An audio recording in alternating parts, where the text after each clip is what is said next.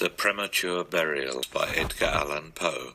The unendurable oppression of the lungs, the stifling fumes from the damp earth, the clinging to the death garments, the rigid embrace of the narrow house, the blackness of the absolute night, the silence, like a sea that overwhelms.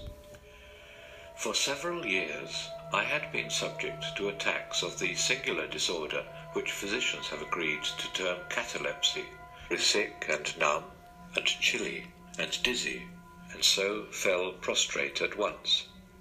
Then, for weeks, all was void and black and silent, and nothing became the universe. Lost in reveries of death, and the idea of premature burial held continual possession of my brain.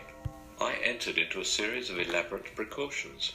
Among other things, I had the family vault so remodelled as to admit of being readily opened from within.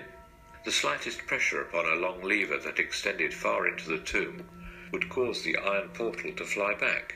There were arrangements also for the free admission of air and light, convenient receptacles for food and water.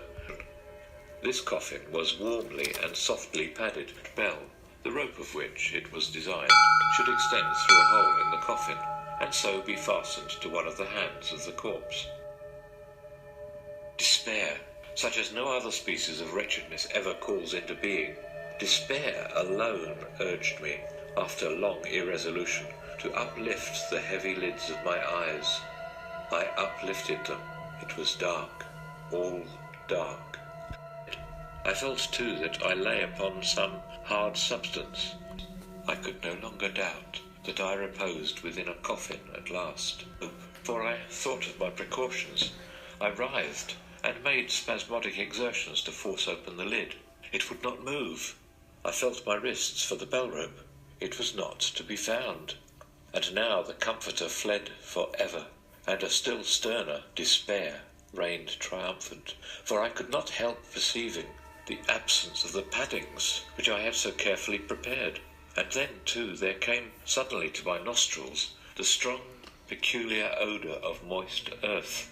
Oh, I once again struggled to cry aloud, and in this second endeavour I succeeded. A long, wild, and continuous shriek, or yell of agony, resounded through the realms of the subterranean night.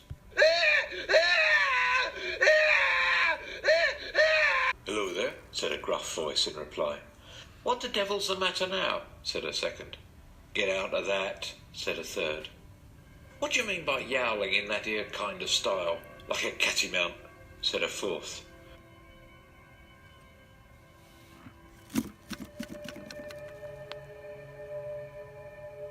I was seized and shaken without ceremony for several minutes by a junto of very rough-looking individuals. I became a new man and lived a man's life. From that memorable night I dismissed forever my charnel apprehensions, and with them vanished the cataleptic disorder, of which, perhaps, they had been less the consequence than the cause.